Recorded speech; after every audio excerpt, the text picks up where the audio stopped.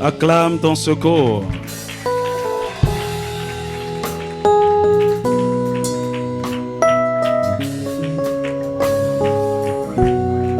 Hébreux chapitre 10, versets 19 à 22. Ainsi donc, frères, puisque nous avons, au moyen du sang de Jésus, une libre entrée dans le sanctuaire, par la route nouvelle et vivante qu'il a inaugurée pour nous, au travers du voile, c'est-à-dire de sa chair. Et puisque nous avons un souverain sacrificateur établi sur la maison de Dieu, approchons-nous avec un cœur sincère, dans la plénitude de la foi, le cœur purifié d'une mauvaise conscience et le corps lavé d'une eau pure. Amen. Comment accéder à la cour de justice de Dieu? Alléluia. Alors, nous avons compris que notre destinée se joue à la cour de justice de Dieu. Beaucoup d'entre nous ici, il y a beaucoup de choses qui sont bloquées nous concernant. Il y a des portes qui sont fermées. Il y a des choses que nous ne comprenons pas. Et la solution se trouve à la cour de justice de Dieu. Surtout quand vous êtes vraiment confus, dites, qu'est-ce qui se passe? J'ai prié, j'ai jeûné, j'ai fait tout. Qu'est-ce que je dois faire? Je ne comprends rien. Surtout que vous sentez que vous avez atteint la maturité pour avoir accès à certaines choses. Par exemple, le mariage. Beaucoup d'entre vous ici, laissez-moi vous dire, c'est Satan qui a bloqué votre mariage. Il a mis une croix sur ça. Et aussi longtemps que vous ne réglez pas cette affaire, vous ne serez pas mariés. Mais le Seigneur fait miséricorde. Dis-moi un vrai amen. Par exemple, vous avez atteint un niveau où Dieu veut vous bénir, veut prospérer. Vous sentez que toutes les conditions sont favorables. Vous avez commencé même pas à entrer dans cette réalité. Mais tout à coup, les portes se ferment. Ce n'est pas Dieu. Satan a fermé les portes contre vous. À la cour de justice. Dis-moi amen. Où beaucoup d'entre nous, ce qui nous fatigue, ça a été établi avant même notre naissance. Par exemple, le Seigneur montrait un couple ici hier pendant qu'on priait. Ils ont eu à faire quelque chose et à cause de ça, leurs enfants sont déjà jugés. C'est-à-dire le mariage de leurs enfants. Le Seigneur va résoudre toutes ces choses. Ça veut dire quoi? Il y a beaucoup de choses que Satan... La Bible dit que Dieu punit l'iniquité des pères sur les enfants jusqu'à la troisième et la quatrième génération. Donc, il y a des choses qui se passent dans nos vies et on n'en sait du tout rien. Mais à la cour de justice, on peut nous révéler d'où est-ce que ça a commencé. Qui a ouvert la porte et comment? Alléluia. Alors donc, il est important que nous ayons accès à la cour de justice. Pourquoi? C'est là où on aura la réponse à toutes les questions qu'on se pose. Ce qui ne va pas là, tout est mis à découvert devant Dieu. On saura. Qu'est-ce qui s'est passé? Pourquoi il y a ça? Donc la chose la plus importante pour nous, c'est avoir accès à ce trône. Avoir accès à la cour de justice de Dieu. Amen. Mais pour vous parler en vrai, en vérité, lorsque nous sommes justifiés par la foi en Christ,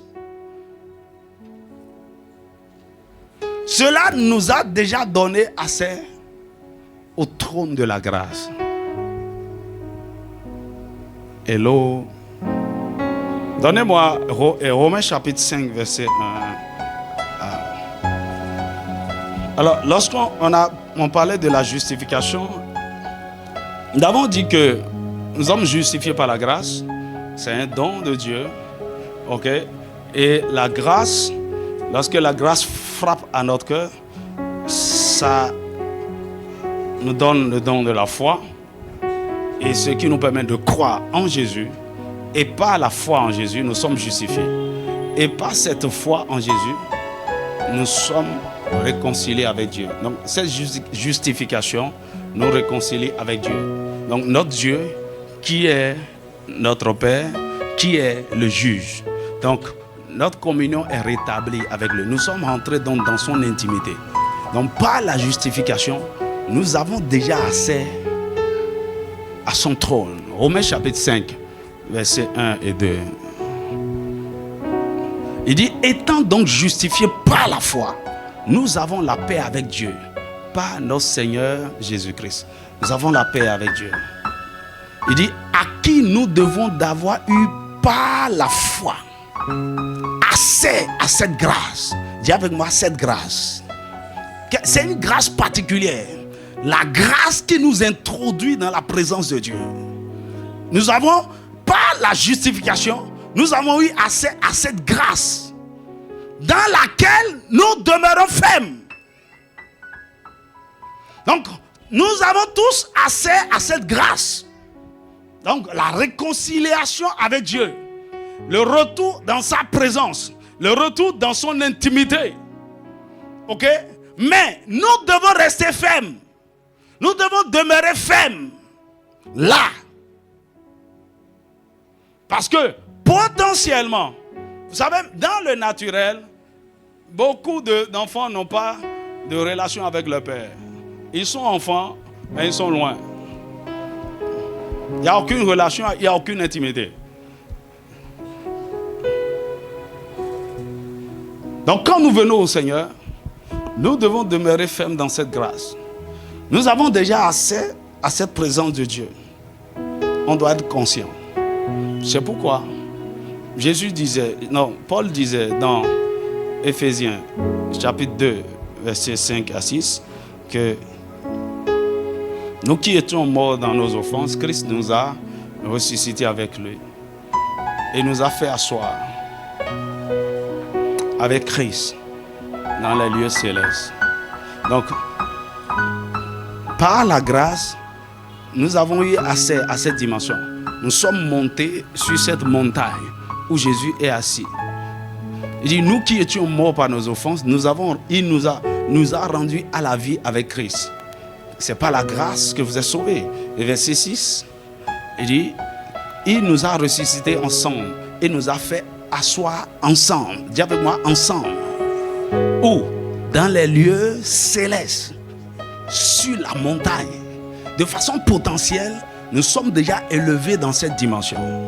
Maintenant, si vous n'avez pas conscience de qui vous êtes en esprit, Satan va vous faire croire que vous êtes sur la terre. Qu'est-ce que je veux te dire par là? Lorsque nous avons Jésus, nous avons la possibilité d'être présents au ciel et sur la terre. Dis-moi un vrai amen. Nous avons la capacité d'aller dans le règne de l'esprit ou de venir ici. De fonctionner dans les deux dimensions. Puisque nous sommes avant tout des citoyens célestes. Dis avec moi, je suis assis ensemble avec Christ dans les lieux célestes. Nous sommes déjà élevés dans cette position. Jésus, par son sacrifice, a déjà renversé l'ordre ancien. Le sacerdoce ancien, il l'a déjà renversé. Et par son sacrifice, nous a introduits dans l'ordre nouveau. Dis-moi amen. Donnez-moi Hébreux chapitre 9. Ok, j'ai utilisé ça hier, mais on n'a pas lu. En parlant du tabernacle. Hébreux chapitre 9. Nous sommes déjà là. Hébreux chapitre 9, à partir du verset 1. Il dit, la première alliance avait aussi des ordonnances relatives au culte et le sanctuaire terrestre. Un tabernacle fut en effet construit dans la partie antérieure appelée le lieu saint, était le chandelier, la table et les pains de proposition. Derrière le second voile se trouvait la partie du tabernacle appelée le Saint des Saints. Oh, ok, renfermant l'autel d'or pour les parfums et l'arche de l'alliance entièrement recouverte d'or. Il y avait dans l'arche un vase d'or contenant la manne, la veille d'Aaron qui avait fleuri et les tables de l'alliance. On a vu tout ça hier. Hein? Ok. Au-dessus de l'arche étaient les chérubins de la gloire, couvrant de leur ombre le propitiatoire. Ce n'est pas le moment de parler en détail là-dessus. Ok. Paul dit, ce n'est pas le moment d'expliquer ces choses. Il dit, oh, ces choses étaient ainsi disposées, étant ainsi disposés, les sacrificateurs qui font le service entrent en tout temps dans la première partie du tabernacle, c'est-à-dire le lieu saint.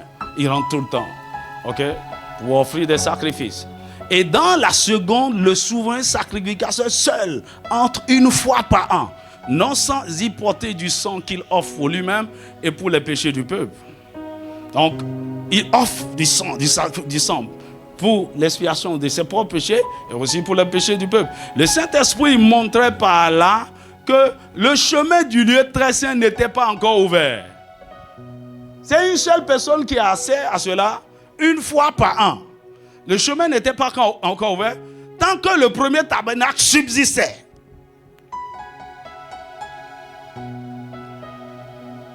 C'est une figure pour le temps actuel, le temps de la grâce. Or, où l'on présente des offrandes et des sacrifices qui ne peuvent rendre parfait sous le rapport de la conscience de celui qui rend le culte. Ça ne peut pas nous rendre purs devant Dieu. Le sang des animaux, les sacrifices, tout ça.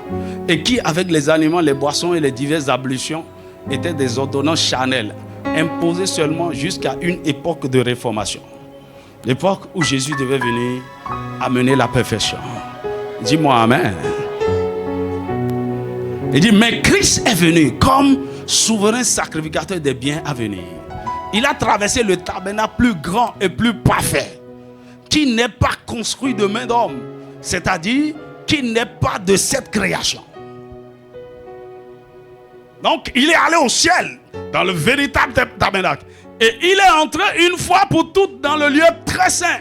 Non avec le sang des boucs et des veaux, mais avec son propre sang. Ayant obtenu une rédemption éternelle. Dis avec moi, rédemption éternelle. Il a obtenu pour nous une rédemption éternelle. Un rachat éternel. C'est pas qu'on va nous racheter encore et encore. Car si le sang des taureaux et des boucs et la sang d'une vache répandue sur ceux qui sont souillés, sanctifiés et procurent la pureté de la chair, combien plus le sang de Christ qui par un esprit éternel s'est offert lui-même, sans tâche à Dieu, purifiera-t-il votre conscience des œuvres mortes afin que vous serviez le Dieu vivant. Dis-moi Amen. Jésus, il a réglé le problème. C'est pourquoi, dès que nous l'avons accepté, à travers sa personne, à travers son sacrifice, nous avons accès déjà à cette montagne. Nous avons accès à ce nouveau domaine de la présence de Dieu, du trône de la grâce. C'est pourquoi quand le Hébreu parle de cette dimension, retournons dans Hébreux chapitre 12. Il dit clairement au verset 22, Hébreux chapitre 12. Il parlait aux chrétiens. Il dit, mais lorsque vous avez accepté Jésus, vous vous êtes approchés de la montagne. Ce n'est pas que vous allez vous approcher. Vous vous êtes approchés. Ok, maintenant, tout ce qui reste, c'est de monter sur la montagne. Est-ce que quelqu'un me suit? Retourne au verset 18. On va voir. Avant, il y avait une montagne. C'était la montagne de Mont Sinaï. Là où Dieu est apparu aux enfants d'Israël. Hein? Il dit, vous ne vous êtes pas approchés d'une montagne qu'on pouvait toucher. Non, ce n'est pas cette montagne. Et qui était embrasée par le feu. Ni de la nuée, ni des ténèbres, ni de la tempête. Verset 19. Ni du retentissement de la trompette, ni du bruit des paroles, tels que ceux qui l'entendirent demandaient qu'il ne leur en fût adressé aucune de plus. Ça faisait peur. Les enfants avaient peur de cette expérience, car ils ne supportaient pas cette déclaration. Si même une bête touche la montagne, elle sera lapidée. Hey. Ça, c'est une autre dimension. Dieu descendait avec colère, ça faisait peur. Il dit, et ce spectacle était si terrible que Moïse dit, je suis épouvanté et tout tremblant. Au mont Sinaï. Il dit, non, ce n'est pas la même expérience où les enfants d'Israël avaient peur. Nous, on n'a pas besoin d'avoir peur. Sur cette montagne, il dit, vous vous êtes approchés de la montagne. C'est deux montagnes différentes. Là-bas, c'est la loi. Ici, c'est la grâce. Dis-moi amen. Là-bas, c'est le Dieu qui jugeait, qui frappait. Ici, c'est le Dieu qui est devenu, comment il va dire, qui est devenu un papa doux. Non pas parce qu'il a changé, mais parce que son fils Jésus a réglé le problème du péché. Dis-moi un vrai amen. Deux dispensations différentes. Là-bas, ce n'est pas, c'est le sang des animaux. Dieu savait que ce sacrifice-là n'était pas parfait. Donc, quand le sacrifice parfait a été offert, tout a changé. Il dit, mais vous vous êtes rapprochés de la montagne de Sion, de la cité du Dieu vivant, la Jérusalem céleste.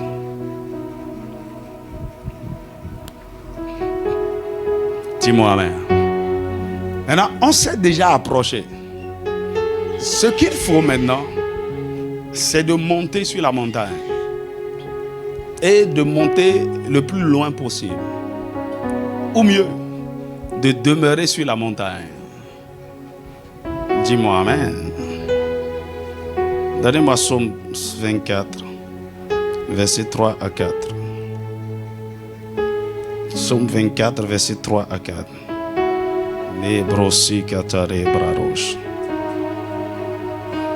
Est-ce que tu es en train de saisir quelque chose? Psaume chapitre 24, versets 3 à 4. Qui pourra monter à la montagne de l'Éternel? Donc, par la foi en Jésus, nous nous sommes déjà approchés. Maintenant, il faut monter.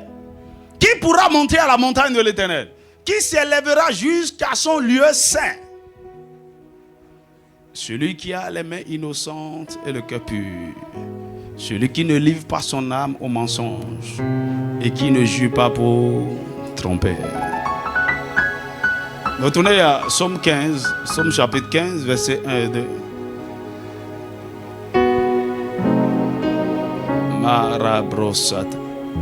Ô Éternel, qui séjournera dans ta tente? David va plus loin ici. Il dit, il ne s'agit plus de monter sur la montagne. Mais maintenant, demeurer, séjourner là. Qui demeurera sur ta montagne sainte? Autrement dit, lorsque vous allez maîtriser ce que nous sommes en train de partager, quelqu'un peut entrer dans cette dimension où il demeure permanemment sur cette montagne, dans le lieu secret, dans la présence de Dieu, tout le temps. Oui, c'est possible. Il dit, qui pourra demeurer là-bas? Celui qui marche dans l'intégrité, qui pratique la justice et qui dit la vérité selon son cœur. Dis-moi amen. Alors, comment monter au trône de la grâce? Comment? C'est un fait que nous sommes déjà là-bas. Sinon, en réalité, la question qu'on doit se poser, c'est comment fonctionner là-bas? Est-ce que nous y sommes déjà? Comment se positionner là-bas et être efficace? Comment opérer sur cette montagne et avoir gain de cause à tout moment? Comment monter sur cette montagne? Premièrement, naître de nouveau et rempli de l'esprit. Vous devez naître de nouveau et être rempli de l'esprit. Jean chapitre 3, versets 3 et 5. Jésus dit à Nicodème, si quelqu'un ne naît de nouveau, il ne peut voir le royaume de Dieu. Le fait de naître de nouveau, c'est-à-dire rencontrer Jésus, et lorsque nous rencontrons Jésus réellement, il nous introduit dans le royaume. Et il nous introduit dans le royaume en nous donnant l'esprit du royaume, le Saint-Esprit. Et lorsque le Saint-Esprit vient en nous, il nous permet de voir le royaume. C'est pourquoi quelqu'un qui est réellement né de l'esprit, la personne s'ouvre à une réalité nouvelle. C'est différent de quelqu'un qui fait la religion. Dis-moi amen. Le Saint-Esprit active tes sens. Tu commences par voir les réalités du royaume. C'est quelque chose de concret. Ta perception des choses spirituelles change. Ta vision du monde change. Tu commences par voir d'autres réalités au-delà de ce qui t'entoure. Tu commences par voir ce que les autres ne voient pas. Tu commences par comprendre Dieu autrement. Tu commences par comprendre les lois spirituelles autrement. C'est normal que lorsque tu es avec des gens qui n'ont pas le Seigneur, lorsque tu es avec même des gens religieux et tu fais l'expérience de la nouvelle naissance, tu deviens étranger. Qui comprend de quoi je suis en train de parler? C'est comme si tu viens d'ailleurs. On ne te comprend plus. C'est quoi ton problème? Peut-être c'est tes parents. Tes parents te voient maintenant comme un étranger. C'est comme quelqu'un qu'on est en train de influencer. Que Satan est en train de voler les enfants. Ton langage change. En fait, tout change. Pour ceux qui étaient en Christ, c'est une très bonne nouvelle. Est-ce que tu as vu? Quelque chose se passe dans la vie de cette fille. Ce frère, il a rencontré la lumière. Il a commencé par voir. On n'a plus besoin de te prêcher, de te conseiller, de te dire ne fais plus ça. Non, toi-même, le Saint-Esprit commence par te conduire dans la vie réelle du royaume. Avant, il faut te supplier pour prier. Maintenant, tu veux prier. Tu veux prier. Tu veux lire la Bible. Tu veux comprendre. Tu es entré dans le royaume. Et tu es devenu, en fait, ton esprit qui était mort est vivifié. Ton âme est vivifiée. Tu as soif de Dieu. Est-ce que quelqu'un me suit?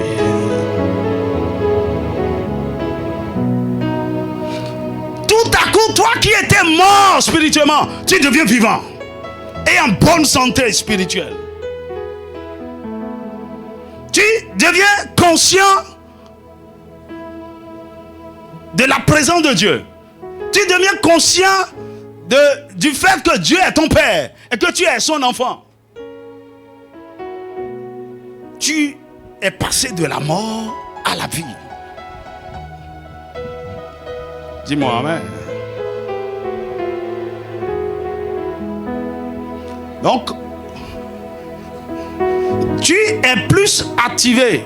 En fait, de plus en plus, tu as soif des réalités d'en haut que des choses terrestres. Celui qui est né d'en haut, il s'affectionne des choses d'en haut. Dis-moi amen. Il y a beaucoup de soi-disant chrétiens.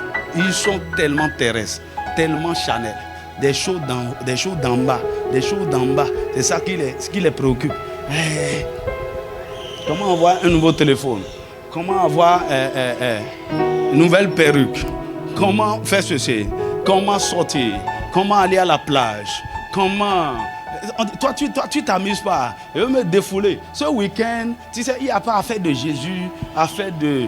On va mettre ça, on veut vraiment se retrouver. On va se retrouver entre filles, on va s'amuser, quoi, tu vois. Mon ami, quand l'Esprit de Dieu est en toi, toutes ces choses-là deviennent bizarres. Tu commences pas à avoir soif des choses d'en haut. Tu commences à avoir soif de Dieu. Tu veux faire des expériences. Tu veux entendre Dieu. Tu veux voir des anges. Ok? Quand tu es dans cette disposition, maintenant, le Seigneur veut faire du business avec toi sur la montagne.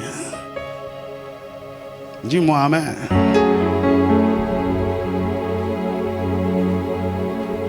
Sinon, c'est une perte de temps.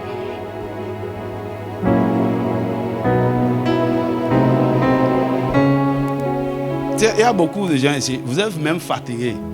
C'est-à-dire, ce n'est pas par amour de Dieu pour Dieu que vous venez à l'église.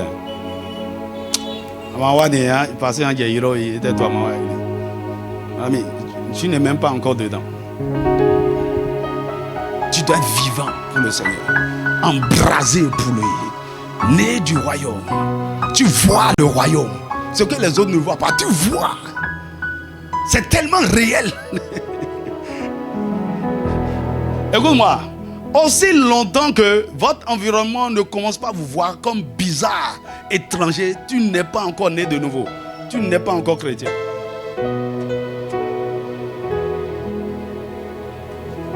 C'est comme exactement quelqu'un qui vient d'un pays étranger, qu'on a parachuté, peut-être au Bénin, et il ne comprend pas le langage, il ne comprend rien, il vient et puis vous lui servez quoi? Du djongoli.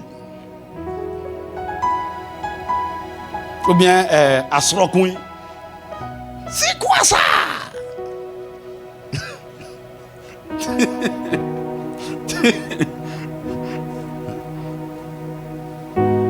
Tu dois rencontrer le Seigneur. Maintenant, c'est le premier pas. Et dès que cela est fait, tu es prêt maintenant pour monter. Tu es prêt pour aller.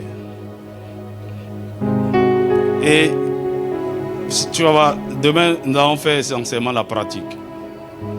Beaucoup d'entre vous, vous allez voir, la chose n'est pas aussi compliquée que ça. Pendant qu'on sera ici, vous allez vous retrouver. Le trône de Dieu, c'est une dimension réelle. C'est un domaine réel. Tu vois, seulement c'est spirituel. Et tout ce qu'il faut, c'est que tu bascules du physique dans le spirituel. Et puis ça est. Donc beaucoup d'entre vous, vous serez convoqués à la cour. Vous allez faire l'expérience. Vos corps seront ici, mais vous allez partir. Dis-moi amen. Dis à ton voisin, tu n'es pas ce corps-là. Tu deviens plus conscient du monde de l'esprit. Dis-moi amen. Par exemple, pendant JRB, on avait fait cette prière pour la nation à la fin avec les intercesseurs qui étaient venus. Et puis, je crois, et c'était la sœur Rémi qui avait conduit vers la fin. Et puis, elle dit, bon, avant qu'on y aille, nous allons retirer toutes nos plaintes. Nous irons au bureau du greffier. Et à deux frères, en même moment qu'elle a dit ça, et ils se sont retrouvés exactement au bureau du greffier. Avec tout le monde. Et tout ce qui se passait, il y a quelqu'un, même lui, le dossier qu'on lui a remis, les plaintes qu'il a portées là-bas, c'est dans un carton qui se déchirait. Il dit, ah, non. Attends, tu vas voir. Écoute, il m'a dit de simplifier la chose et de montrer les bases de la chose. Pour que quand tu vas commencer par expérimenter, tu ne sois pas étonné. Demain, on va passer chez le greffier, tu verras.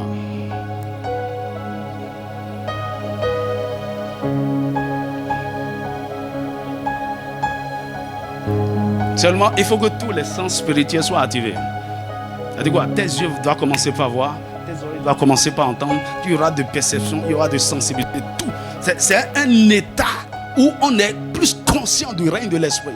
C'est pourquoi c'est pas pour les plaisantins. Si tu veux, tu es là pour t'amuser. Tu crois que... Écoutez, quand on parle de la cour de justice, les gens croient que c'est une formule de prière où on fait comme ça. Après ça là, je sais comment le pasteur fait. Après il va dire, invoquons le sang de Jésus. Maintenant j'invoque le sang de Jésus. Après ça, on va implorer la miséricorde. Après ça, on va demander pardon. Mon ami, c'est vrai, il y a un protocole, mais ce n'est pas une formule.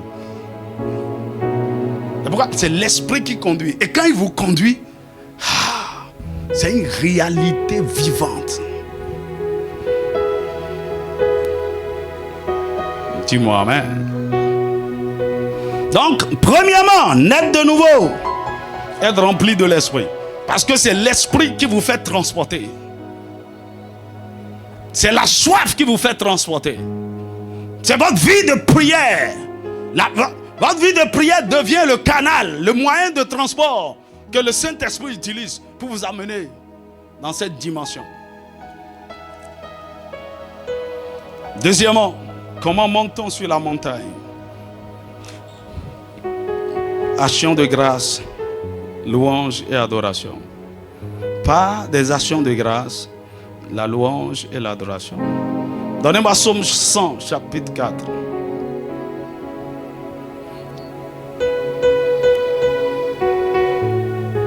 Psaume chapitre 100, verset 4. Par des actions de grâce, la louange et l'adoration.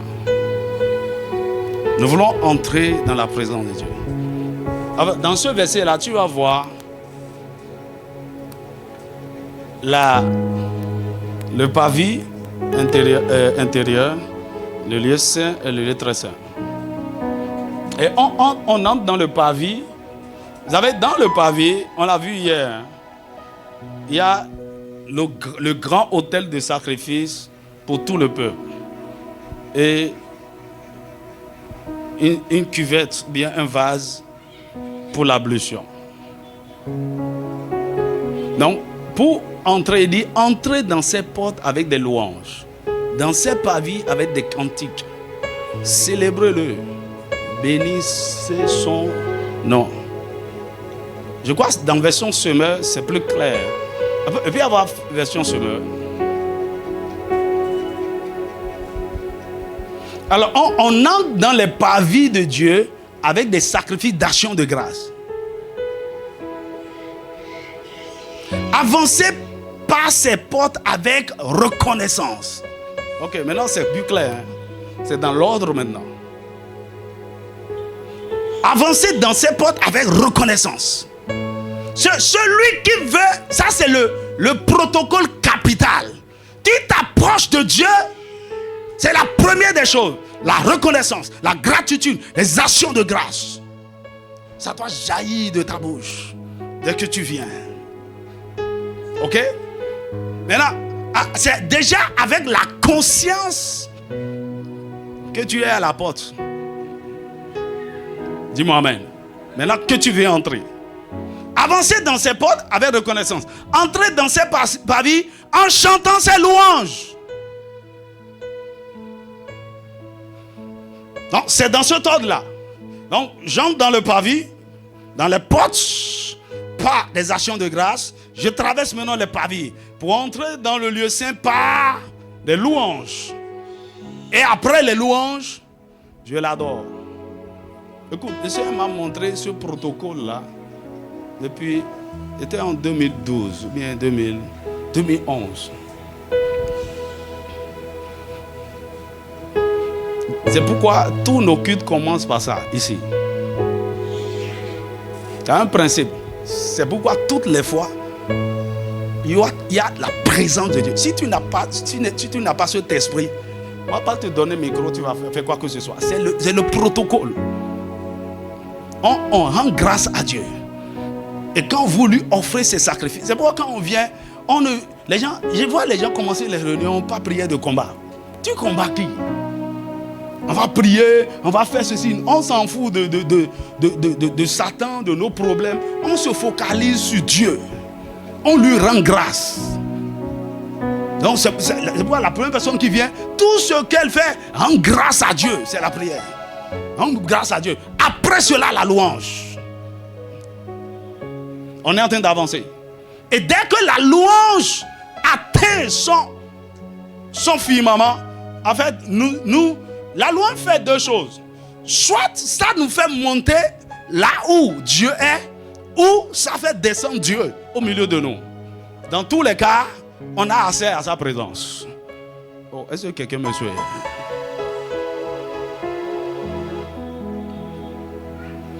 Maintenant, c'est quand vous savez que vous êtes déjà sur la montagne dans sa présence, arrêtez de louer. Entrez dans l'adoration.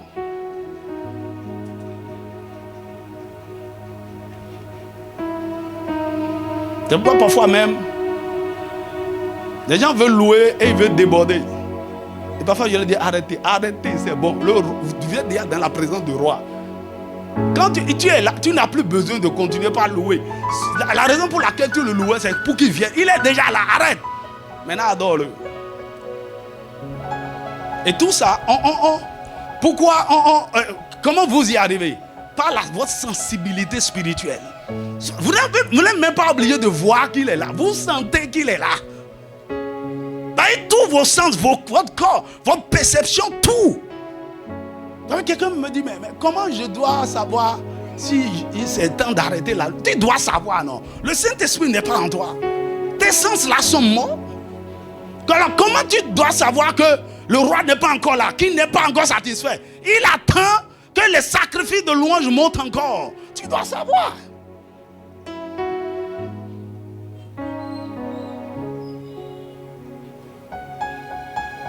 Et donc parfois, dans un culte public, le problème peut lier à celui qui est devant et qui est en train de nous conduire. Et juste à cause de cette personne, Dieu va refuser de venir. Ou il va refuser de nous visiter. Il va empêcher tout le monde de monter. Hello. Vous voyez comment c'est délicat.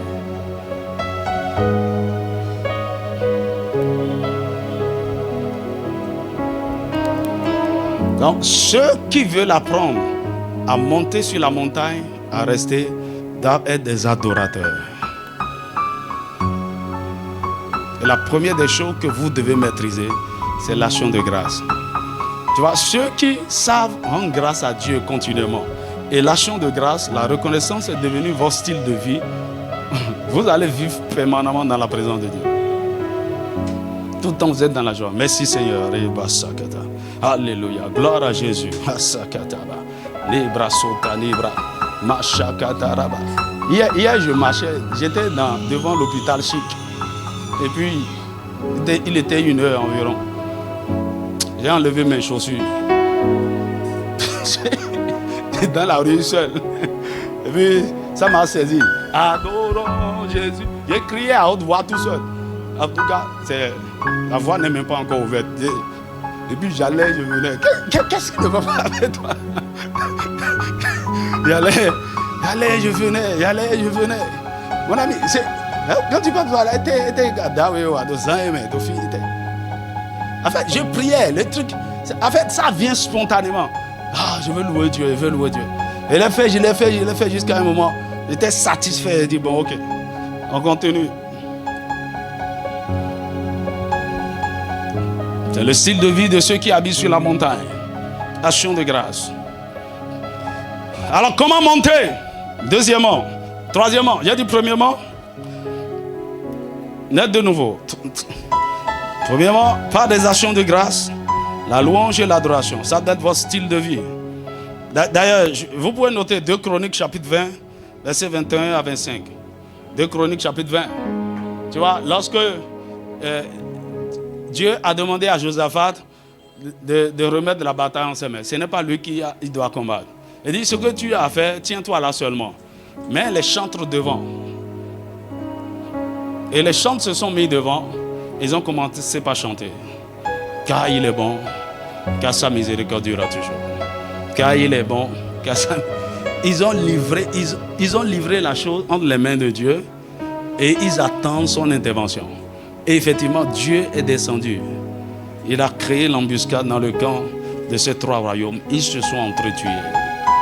C'est un principe. Dis-moi Amen. Maintenant, ce que je suis en train de dire là, je vais citer jusqu'à 10 choses. Cela ne veut pas dire que quand on veut monter là, tu fais ces choses-là, étape par étape, jusqu'à 10. Et maintenant que... Attends, avec point repos.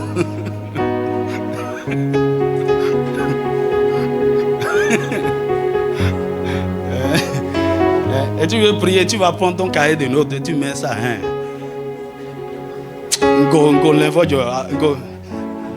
Action de grâce. Maintenant, après action de grâce, on va faire...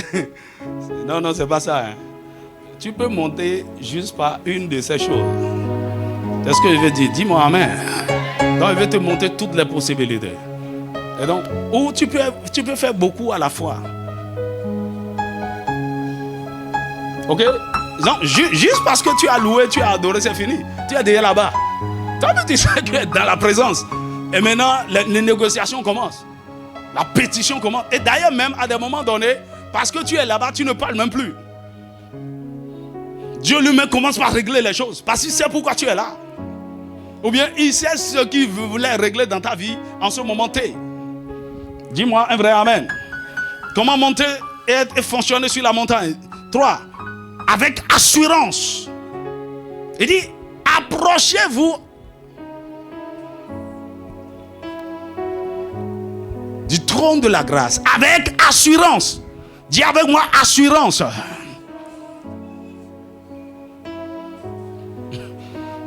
L'assurance, c'est quoi? Qu'est-ce qui donne l'assurance? C'est quand tu sais que toutes les conditions sont réunies. Tu ne crains rien. Tu vois, quand tu as de l'argent dans ton compte en banque, et tu veux aller faire retrait, tu sais comment tu rentres. Tu rentres avec assurance. Elle dit, bonjour monsieur.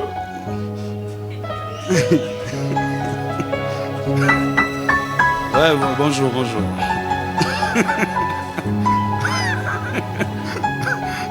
Que puis-je pour vous, je puis avoir... Vous savez, surtout quand vous êtes habitué de la banque, on sait que, Génolier, la façon dont on te reçoit là. Non, monsieur, ne restez pas là, venez au bureau ici. Je prie que Dieu t'amène dans cette dimension. Tu vas sortir de ceux qui font les rangs. Mais pourquoi tu fais ça? Assurance. Assurance. Une fois, j'étais allé à la banque, mais sans assurance. Parce que quelqu'un m'a fait transfert. Et puis, je n'étais pas sûr si l'argent est arrivé. Donc, j'étais là-bas pour voir. Et puis, j'ai dit, je vais remplir des trucs là pour faire retrait par la foi. Et le gars, au guichet, il regarde. Il dit, monsieur, on dirait que vous attendez quelque chose. Il a dit, c'est pas encore arrivé. Oh. Il n'y a pas d'assurance. Il n'y a pas d'assurance. Alors, l'assurance, c'est par rapport à quoi? C'est par rapport à ce que Jésus a fait. Le prix qu'il a payé. La justification. Vous êtes sauvés. Il n'y a plus de condamnation. Vous n'avez peur de rien. Vous êtes venus avec assurance. Écoutez, quand vous venez au tribunal, même si vous avez raison, dans nos tribunaux ici, vous savez que la chose peut aller en votre faveur. Vous n'êtes pas tout à fait sûr. Parce que c'est les hommes, ils sont là. Et peut-être que vous n'avez pas encore payé votre avocat et il n'est pas encore motivé pour bien faire le travail.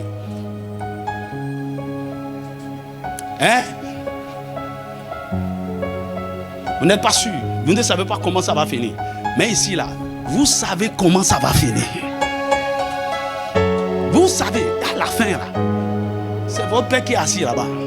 Vous êtes confiant. Vous êtes avec cette assurance. Parfois même, le fait d'avoir cette assurance, c'est un élément suffisant pour vous faire monter sur la montagne. C'est une conscience. Écoute, Vous pouvez, là vous êtes, mettez-vous dans n'importe quelle position défavorable. Vous avez déconné grave, vous êtes tombé. Hey. Mais sur la base de ce que vous savez, par rapport à la justification, vous n'allez pas devant Dieu en tremblant. Vous n'allez pas là-bas en titubant. D'ailleurs, il sait déjà ce que vous avez fait. Et justement, il attendait que vous veniez rapidement, le plus tôt possible, pour confesser vos péchés. Pour qu'il vous délivre de cette situation. Ce qui l'étonne, c'est le fait que tu ne viennes pas. Qu'il te fasse même la cour pour que tu viennes.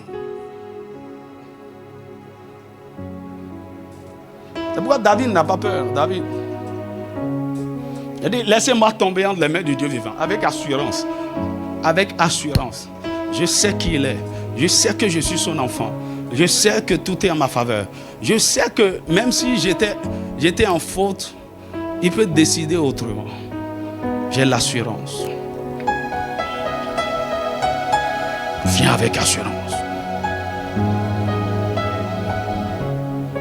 Tu ne doutes pas, tu ne trembles pas. Ça, c'est le mystère de la justification. Quatrièmement, on vient comment? Par le sang de Jésus.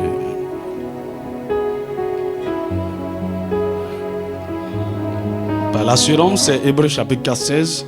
Ici, par le sang de Jésus. Hébreux chapitre 10, verset 19. On peut avoir ça? Hébreux chapitre 10, verset 19. Écoutez, personne n'est qualifié pour avoir accès à la présence de Dieu. Personne. Ce qui nous qualifie, c'est le sang. On ne vient pas le sang. Quand on vient, on ne nous voit même pas. Dieu voit le sang. Et je me rappelle la dernière fois quand on faisait la prière, on disait en nous approchant, Seigneur, nous invoquons ton sang, le sang de l'aspersion. Et un frère était là, de façon littérale, tout le monde était couvert de sang. Il dit, le truc là, quand on dit quelque chose, ça fait. On dit quelque chose, ça, c'est comme ça.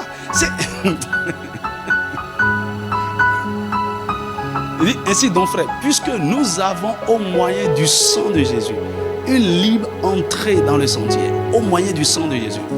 Et dans Hébreux chapitre 12, verset 22, il parle du sang de l'aspersion, qui parle mieux que le sang d'Abel. Le sang de l'aspersion. Donc quand on vient, il y a aspersion du sang.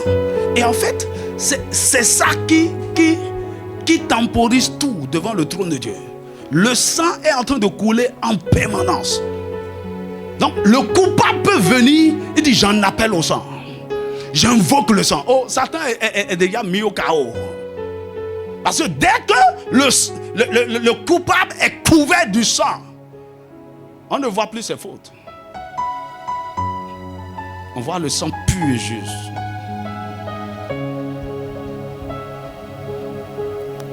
J'entre dans le sein des saints. J'entre par le sang de l'agneau. J'entre pour t'adorer et toi seul. J'entre pour honorer Jésus. On entre par le sang. Cinquièmement, on entre par le nom de Jésus.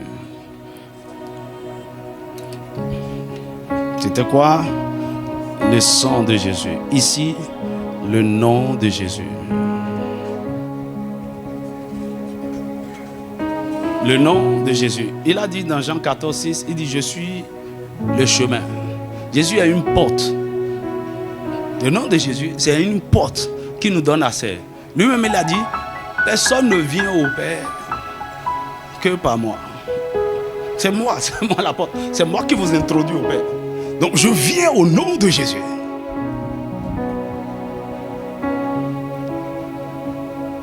qui est le chemin, qui est la porte. Donc, Satan, je ne viens pas à mon nom, je viens par le sang de Jésus. Je viens au nom de Jésus. Donc, ce nom me qualifie. C'est quoi?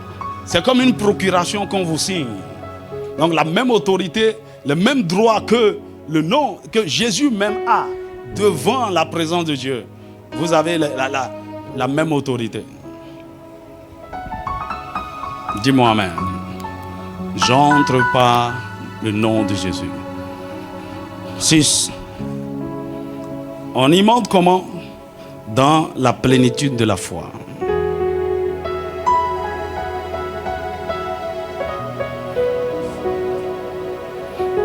Dis avec moi, plénitude de la foi.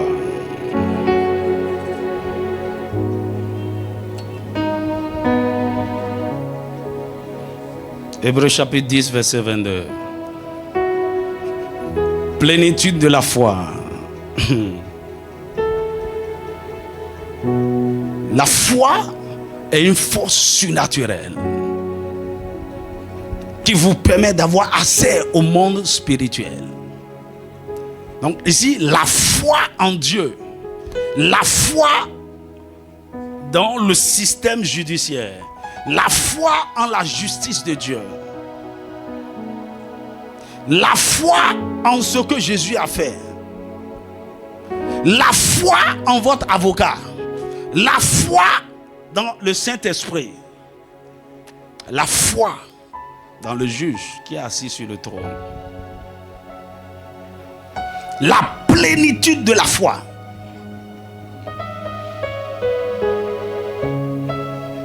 Hébreux chapitre 11, verset 6. Il dit, car sans la foi, il est impossible d'être agréable à Dieu. Car celui qui s'approche de Dieu doit croire que Dieu existe et qu'il est le rémunérateur de ceux qui le cherchent. Je vais t'approcher dans la plénitude de la foi. C'est sans aucun doute, sans confusion. Une foi robuste, une foi solide.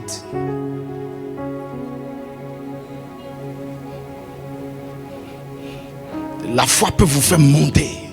La foi est déjà votre victoire.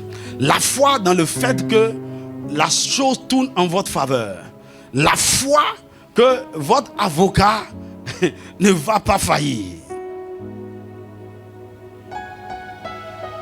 Hébreux 10, 22. Venez dans la plénitude de la foi.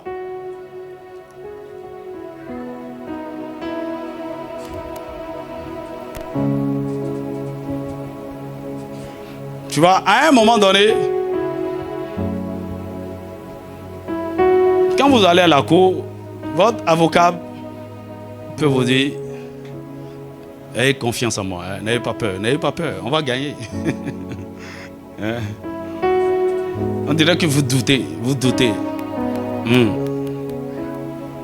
Ou bien c'est votre avocat même qui vous crée la peur. Il dit, vous êtes croyant? En tout cas, priez. Hein? Parce qu'il n'y a rien qui soit en notre faveur. En tout cas, je vais faire de mon mieux. Tu es déjà mort. Avec ce qu'on a sous les mains là, non, vous êtes condamné. La seule prière qu'on va faire est que la peine soit réduite. Ou bien, tu veux, on ira voir le juge, on va négocier à l'amiable. Est-ce qu'on est obligé de... Mon ami, tu as déjà perdu. Tu as déjà perdu. Ici, là, le Saint-Esprit te donne l'assurance, la confiance. Il dit, n'aie pas peur. Sois confiant. Sois confiant. Selon les hommes, tu as déjà tout perdu. Mais aie confiance. Selon les hommes, c'est gâté. Mais aie foi, la plénitude. Il dit plénitude de la foi. Donc, il ne doit pas avoir de faille dedans. Votre cœur doit être rempli d'une foi absolue. C'est pourquoi vous êtes peut-être coupable, vous le savez. Mais vous venez même en souriant.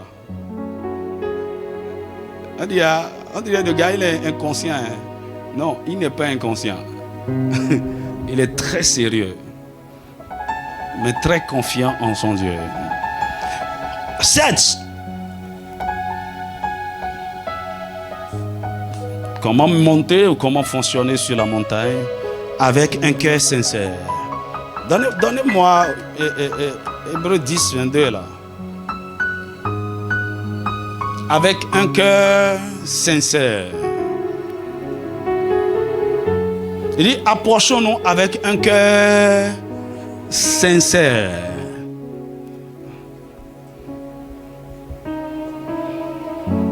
C'est quoi le contraire de cœur sincère?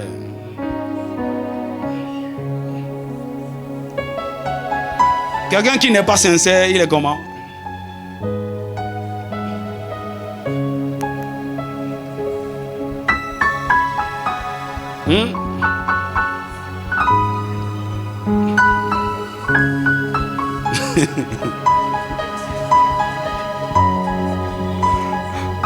Quelqu'un qui n'est pas sincère, il est comment?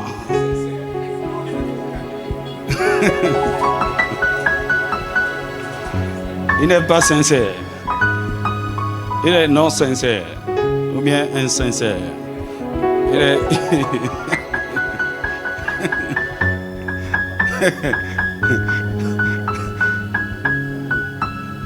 Quelqu'un qui n'est pas sincère, c'est celui qui n'est pas sérieux. C'est celui qui n'est pas vrai. Celui qui n'est pas honnête. Quand vous venez devant Dieu, vous devez être sincère, honnête. Ça veut dire quoi?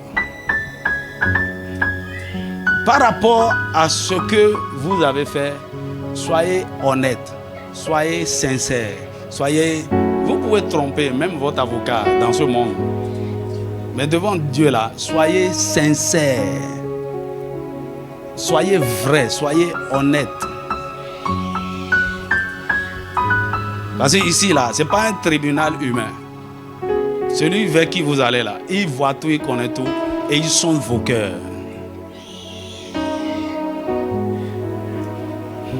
Et l'autre chose, lorsqu'on parle du cœur sincère, c'est quelqu'un qui sait ce qu'il veut,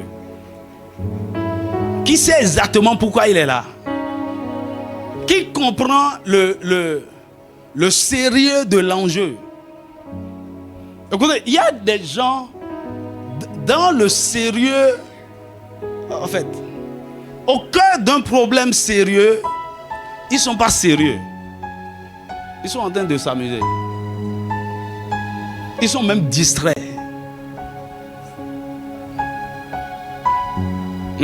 Une fois, quelqu'un est venu me voir avec un tas de problèmes. Quand il a parlé, et le temps est venu, il va prier pour lui. Il me regarde. Est-ce qu'on peut prier? Elle dit, il ne sait pas si c'est un envoûtement. Elle dit, attends, c'est quoi ce gars-là? J'ai envie de lui dire, sors de mon bureau.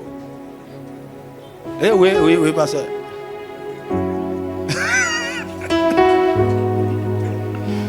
C'est comme si le démon sait que l'heure a sonné pour... En fait, il n'était plus là. Il faut revenir. Il dormait. À un moment donné, j'ai dit, ok, donne-moi ta main. Même sa main dormait dans mes mains.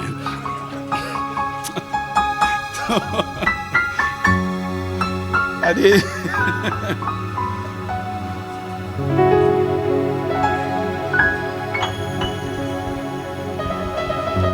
Madame, est-ce que tu es sérieux? Tu es dans un problème de sérieux, de danger, de mort. Ta destinée est discutée. L'ennemi t'a volé. Par exemple, vous allez voir des gens. Il a commis un crime face à une grande culpable. Quelque chose qui devait le briser. La personne est indifférente. C'est comme si la personne n'a même pas de remords, de regrets. Tu n'es pas sérieux. On doit voir la sincérité du cas là transparaître en toi. Ça, c'est un cœur sincère. C'est-à-dire, on n'a même pas besoin. Celui qui est spirituel sait que, ok, voici un cœur brisé, voici un cœur contrit, voici un cœur meurtri.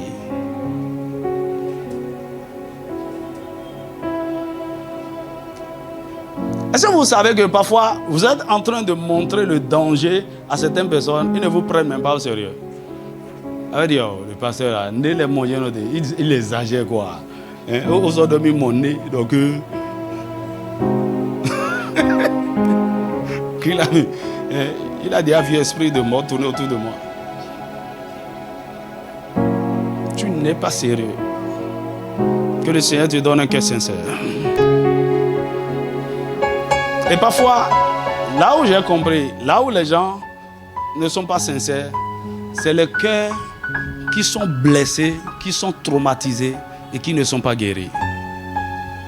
En fait, c'est des cœurs, c'est des gens qui ont des cœurs, qui ont un problème encore avec Dieu. Un problème de paternité, un problème d'amour.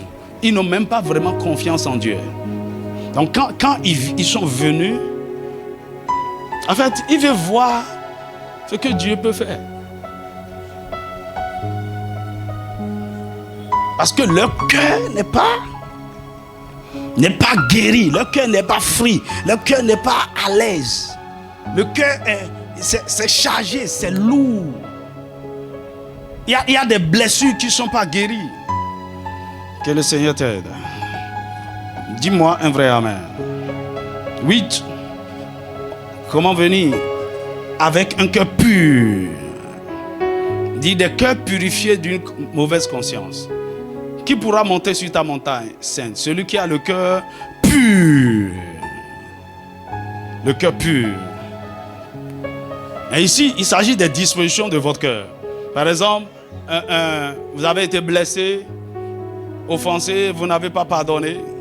Votre cœur est rempli de haine, de jalousie, d'amertume, de vengeance, d'insécurité, d'envie, de convoitise, de haine. Ça, c'est le meurtre même. Ça, c'est un cœur souillé. Et tu viens devant Dieu avec un cœur comme ça. Tu peux même pas monter. Tu es trop lourd d'ailleurs. Souvenez-vous, avant que le souverain sacrificateur n'ait le courage lui-même de rentrer dans le lieu très saint, il s'assure d'avoir offert des sacrifices pour ses propres péchés.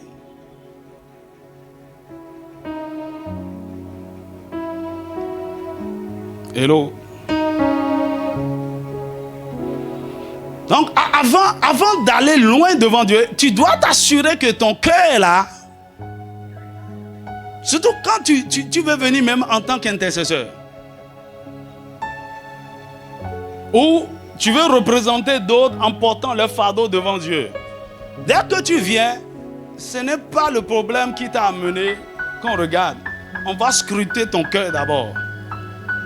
Et Dieu va dire, toi-même là, tu es venu plaider la cause des autres, mais la cour te cherchait.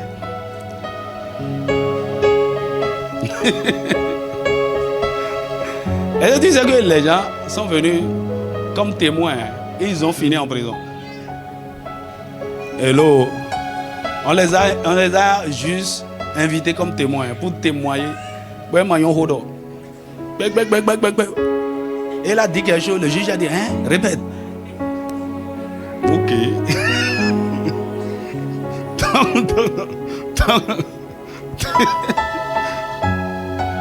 Les cœurs purs. C'est pourquoi un sacrificateur, il insiste constamment sur la pureté de son cœur. Seigneur, purifie mon cœur, je t'en supplie. Tu veilles sur ça. Surtout les offenses. Tu dois mettre ça de côté. Satan est prêt à te blesser, à t'offenser à tout moment. Tu dois développer ce cœur qui pardonne promptement et qui met de côté. Les amertumes, la haine et ceci. Moi, une chose est claire. Si je suis énervé, je n'arrive pas à prier. Si je suis énervé, je n'arrive. Quand j'ouvre ma Bible, Je ne vois même rien. Quand tu me parles, je n'entends plus rien. En fait, je suis déconnecté de réalités physiques et même spirituelles.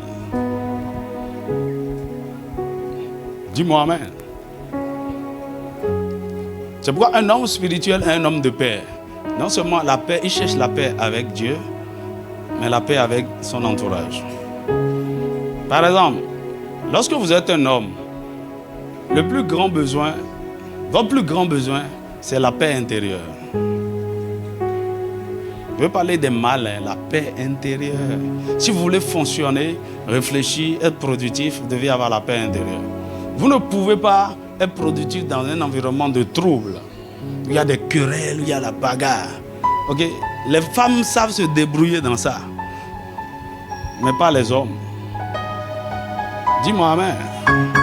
Oui, hein? Il y a des femmes qui, dans les palabres, dans tout ça là, elles évoluent. Je ne sais pas comment.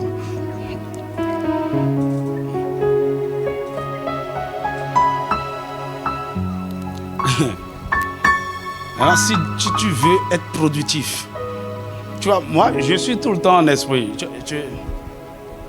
Tout le temps ma tête tourne, je réfléchis, je médite, je suis en train de prier. Mon cœur doit être vraiment free. C'est pourquoi dès qu'il y a quelque chose, c'est-à-dire, je dois tout faire. En 24 heures, mon cœur doit être totalement libre.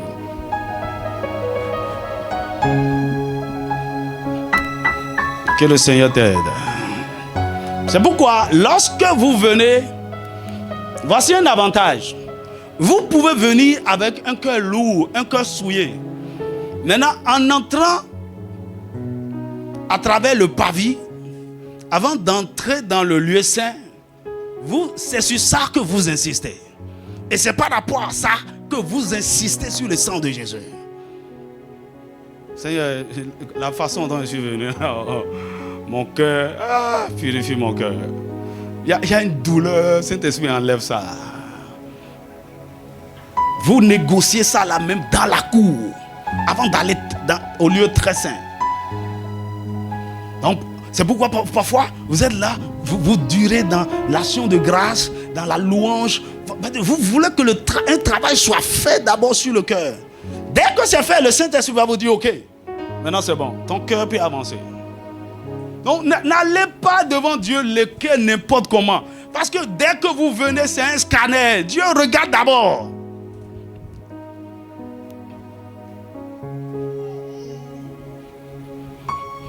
Des cœurs purifiés d'une mauvaise conscience. Hébreux 10, 22, Psaume 24, 3 à 4, Psaume 15, 1 à 2.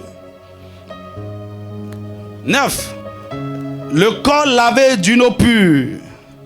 Le corps lavé d'une eau pure. Vous devez être conscient que le Seigneur cherche aussi la purification de votre corps. Donc votre corps ne doit pas être souillé. La Bible dit que notre corps, 1 Corinthiens chapitre 3, verset 16 à 17, notre corps est le temple du Saint-Esprit. C'est là où le Saint-Esprit demeure.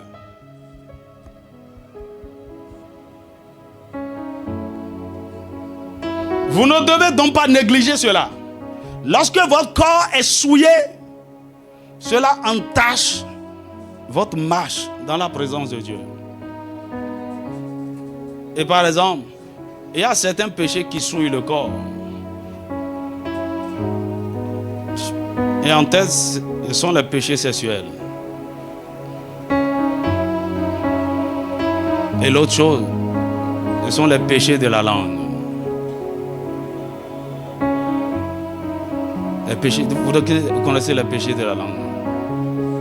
Le mensonge, la flatterie, maudire les autres, calomnier, critiquer, toutes ces choses, ça souille votre corps.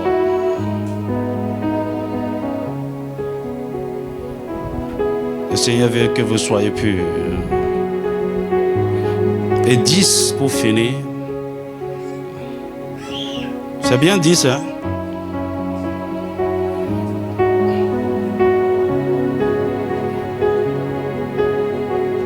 Venez sans plainte ni jugement contre les autres.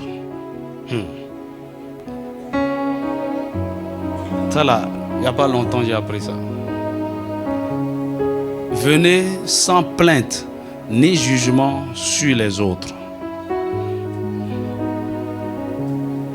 Vous savez, toutes les fois, qui s'est déjà plaint aujourd'hui?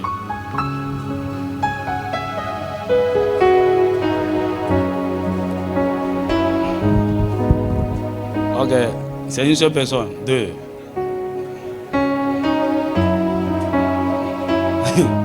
Vous êtes plein de quoi?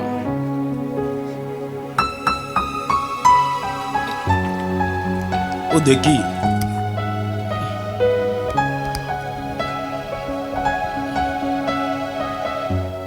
Alors, on se plaint par rapport à ce qui ne va pas, ce que nous n'aimons pas. Mais toutes les fois que vous vous plaignez, vous êtes en train de...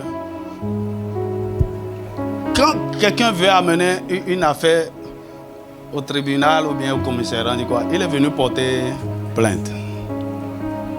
Alors, tous les jours, toutes les fois que tu es en train de te plaindre, tu es en train d'envoyer des messages à la cour de justice de Dieu.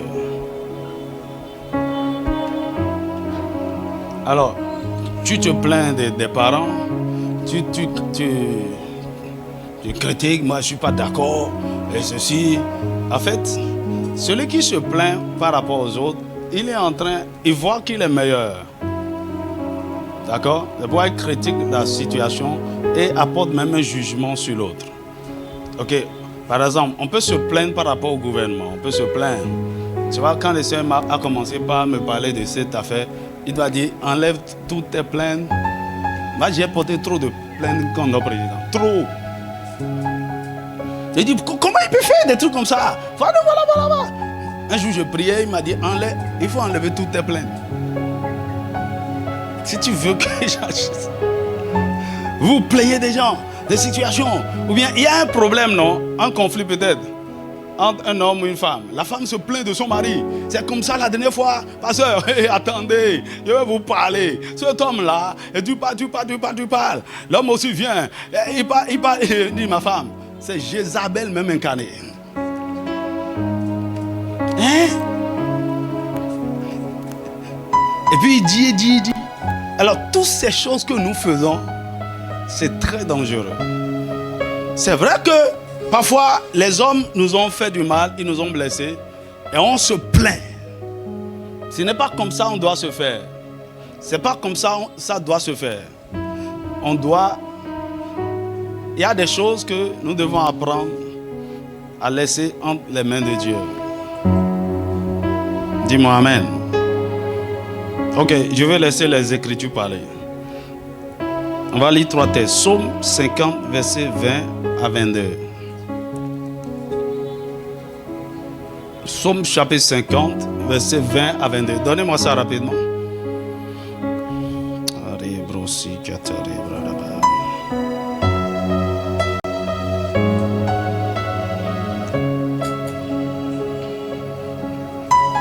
Ok, tout le monde voit ça? Tu t'assieds et tu parles contre ton frère. Tu diffames le fils de ta mère. Voilà ce que tu as fait et je me suis tu. Elle dit quoi? Le juge suprême dit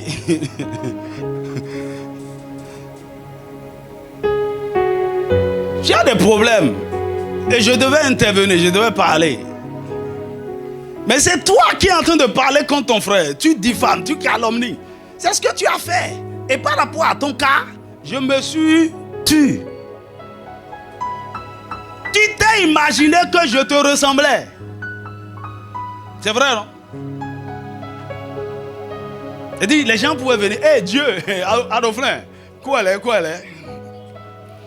Hey, est-ce que tu sais ce que Jeanne, la dernière fois, quand on était parti à l'église, le pasteur même était deux vestes, il ne sait même pas.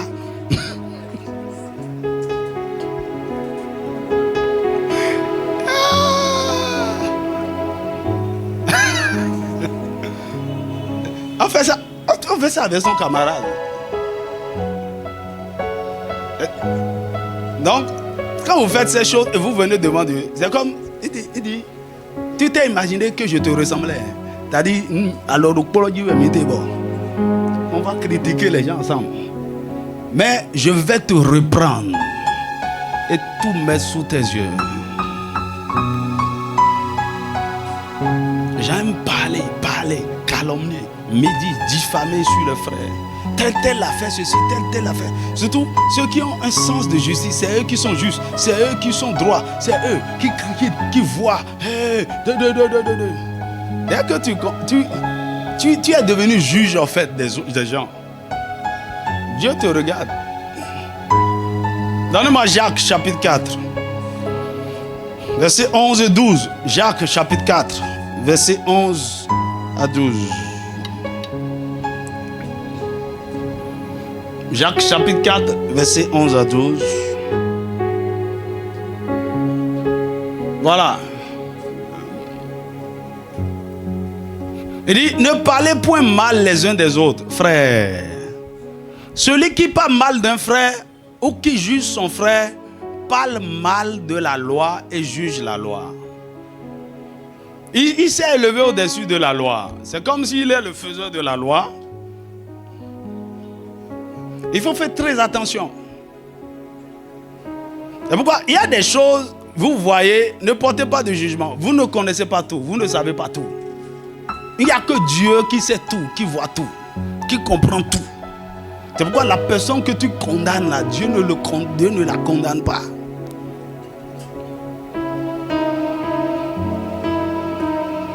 Je vous ai raconté l'histoire de Kenneth Hagin qui était allé à une réunion des pasteurs et il critiquait un pasteur qui s'est remarié parce que sa femme lui a laissé 3 petits-enfants et est parti.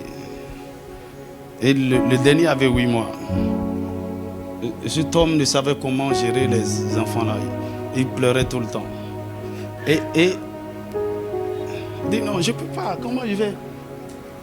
Je vais me remarier.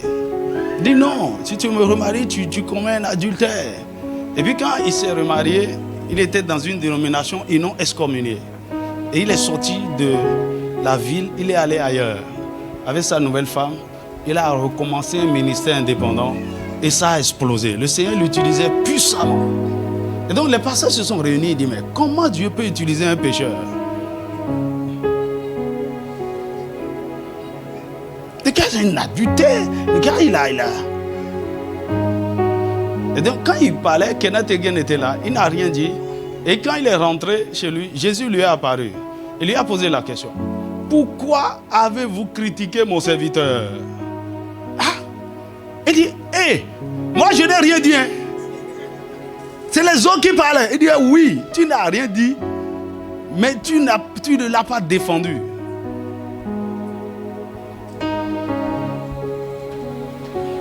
Vous avez critiqué. Il dit, et c'est Jésus qui lui racontait comment le gars pleurait la nuit. En fait, toute la souffrance, comment même la femme est partie, combien de fois elle est partie même avant de partir pour la dernière fois. Jésus lui racontait tout ça. Faites attention, hein. Vous jugez les gens, vous ne savez pas ce que les gens vivent. D'où est-ce que ça a commencé? Quelle est la racine de ce mal?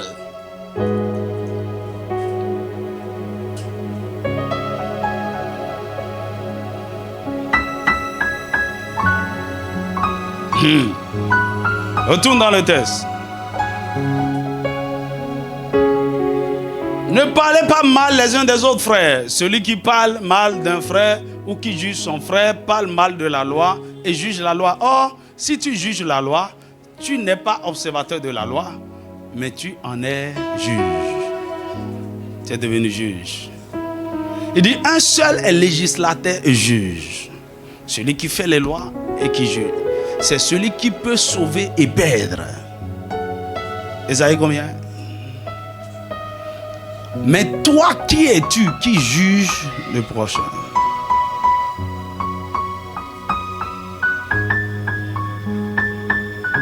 Ailleurs dans Romains, il dit, qui es-tu pour juger mon serviteur? S'il tombe, je le relèverai. Alors, vous qui êtes là, vous jugez les autres, vous condamnez les autres, vous ne vous occupez pas de vos problèmes. Toutes les fois que vous faites ces choses-là, c'est des dossiers que Satan il prend. Il dit, ok, il a encore porté plainte. Il a encore porté plainte. Dossier lourd comme ça. Lisons ce dernier texte. Jacques chapitre 5, verset 9. Jacques chapitre 5, verset 9. Jacques chapitre 5, verset 9.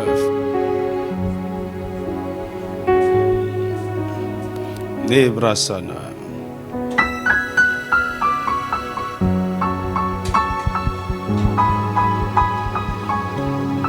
Tout le monde lit ça? Ne vous plaignez pas les uns des autres, frères, afin que vous ne soyez pas jugés. Voici le juge est à la porte et il enregistre vos plaintes. Ne vous plaignez pas les uns des autres, frères, afin que vous ne soyez pas jugés. Donc, toutes les fois que je me plains par rapport à mon frère, à ma soeur, je suis en train de constituer un dossier au tribunal. Ok? Maintenant, dès que je me plains de quelqu'un, il faut qu'il y ait audience pour que le cas soit traité. Maintenant, généralement, ces plaintes-là que j'ai contre mon frère, contre ma soeur, peut-être il n'en est même pas conscient. Ou il en est conscient.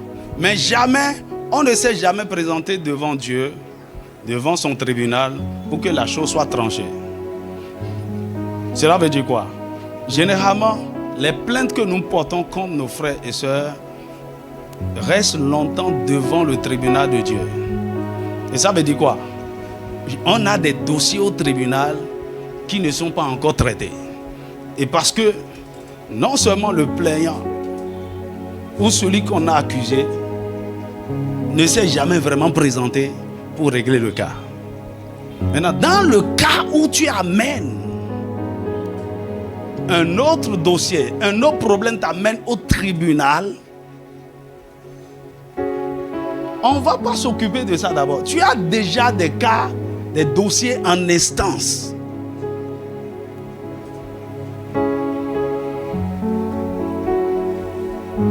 Est-ce que tu me suis? Écoutez, il y a des gens, c'est le jour où quelqu'un a réussi à mettre la main sur eux. C'est ce jour-là qu'on a su que il y avait déjà plusieurs plaintes contre la même personne. Et tous les dossiers commencent par sortir. C'était la même personne. Son cas est compliqué. Peut-être c'est lui qui est venu porter plainte maintenant pour quelque chose de sérieux. Mais lui-même avait des dossiers là. Alors qu'est-ce qu'il faut faire? Alors, tout ce qui est plainte, tout ce qui est jugement que nous portons contre les autres, ou bien justice que nous avons demandé de la part de Dieu. Par exemple, quelqu'un vous a fait quelque chose et vous avez prié, Seigneur, ta justice, que ta veille le frappe. On a fait plusieurs fois ces prières contre certains sorciers qui ne meurent jamais. Et qui continuent de nous tourmenter.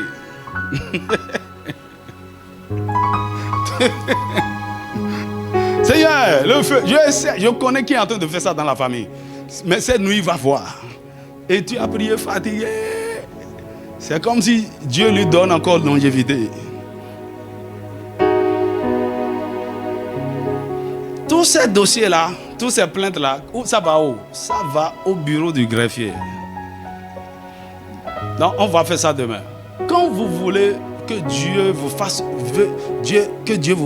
vous fasse miséricorde, vous devez faire miséricorde aussi à d'autres.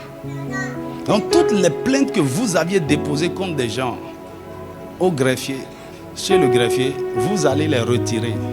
Vous allez les brûler. C'est-à-dire, je retire toutes ces plaintes. Parce que je veux que Dieu se penche sur mon cas.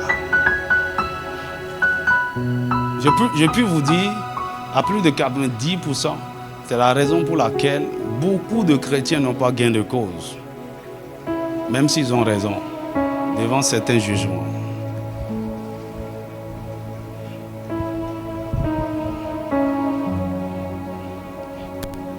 Tu te plains trop, tu as condamné tellement les gens, tu as jugé les gens, tu ne t'occupes. Il y a des gens comme ça.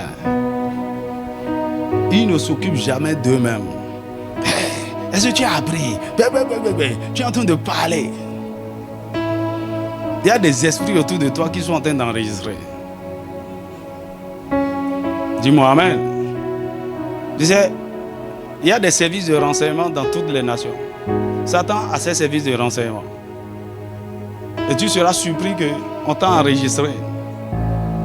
Tu avais dit. Dans le règne de l'esprit, il y a des track records.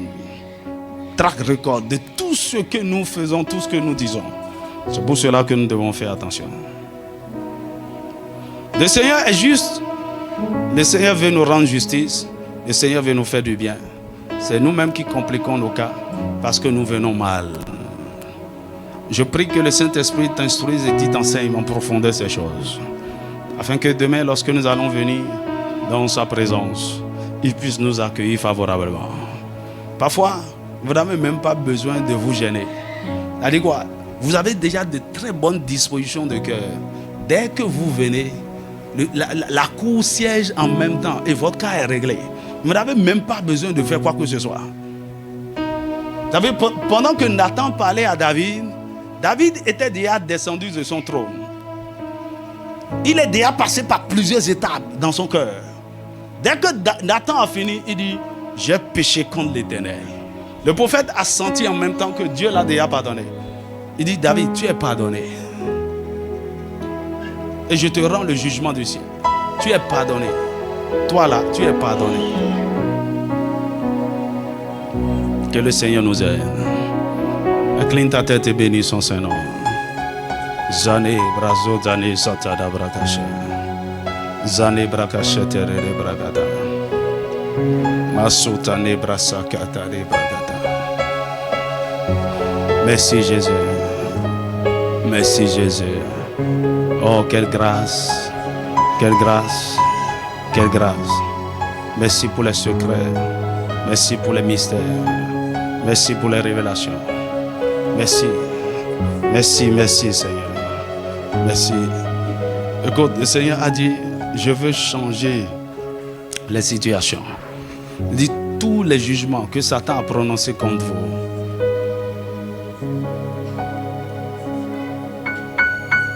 vous n'étiez pas là. Il dit: la grâce est disponible pour les annuler totalement. Et tout ce que j'ai dit vous concernant, et Satan est en train de résister à cela, je les amènerai à l'accomplissement. Oh, dis merci à Jésus.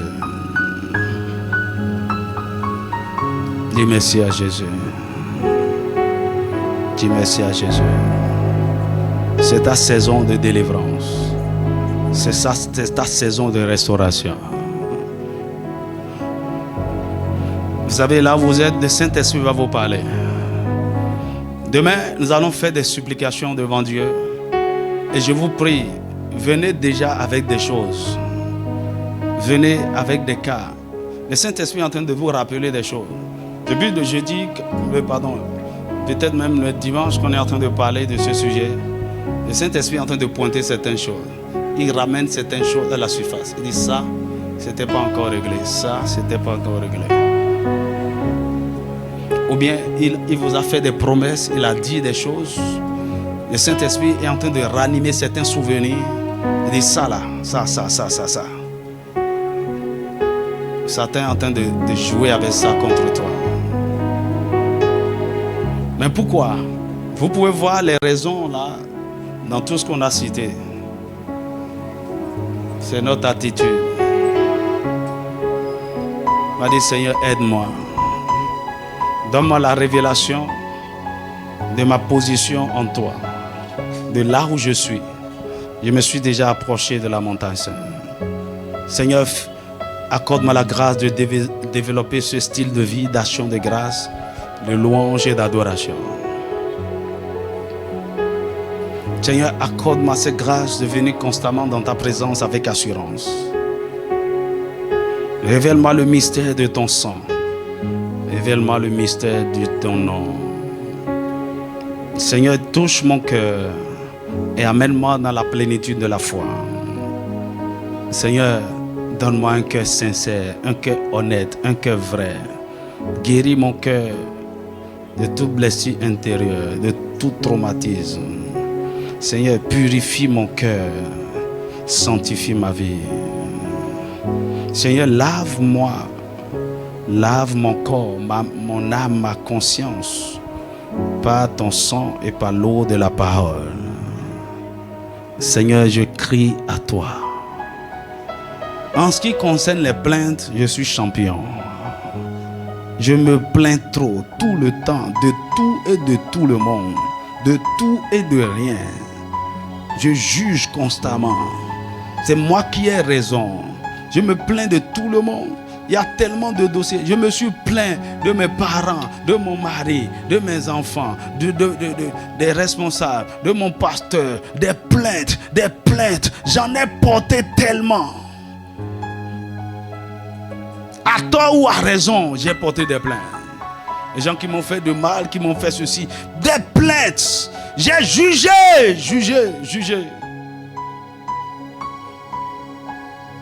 Seigneur, et c'est pour ça que je suis jugé. Il y a de grands jugements sur moi. Seigneur, je ne comprenais pas. J'étais dans l'ignorance. Mais dans ton amour, dans ta grâce, aide-moi à bien faire les choses. Aide-moi à rétablir le bon ordre.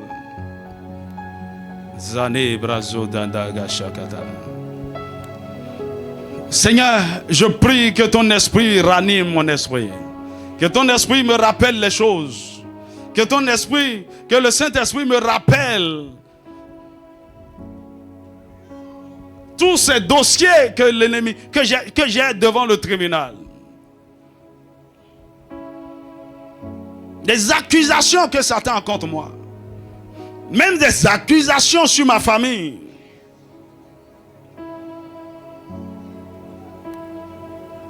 Les raisons qui justifient certaines malédictions que je traîne encore. Certaines alliances qui pèsent encore sur moi. Les jougs, les liens d'iniquité. Seigneur,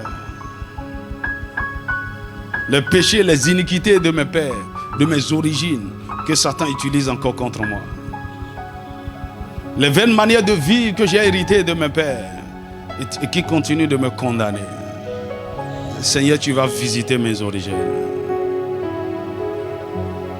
Tu vas débloquer ma situation.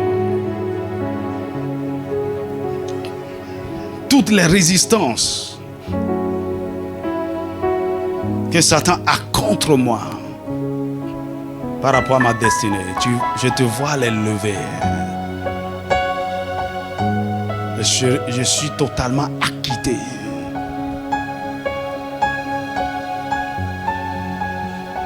Devant ton trône. Devant ton trône. Devant ton trône. Bien-aimé, le Seigneur a pris ce temps pour nous préparer. Demain soir, ce serait une soirée exceptionnelle. Viens avec un cœur préparé. Viens comme quelqu'un qui est vraiment fatigué. Seigneur, il faut que ça finisse. Et tu vas vivre des choses extraordinaires dans sa présence.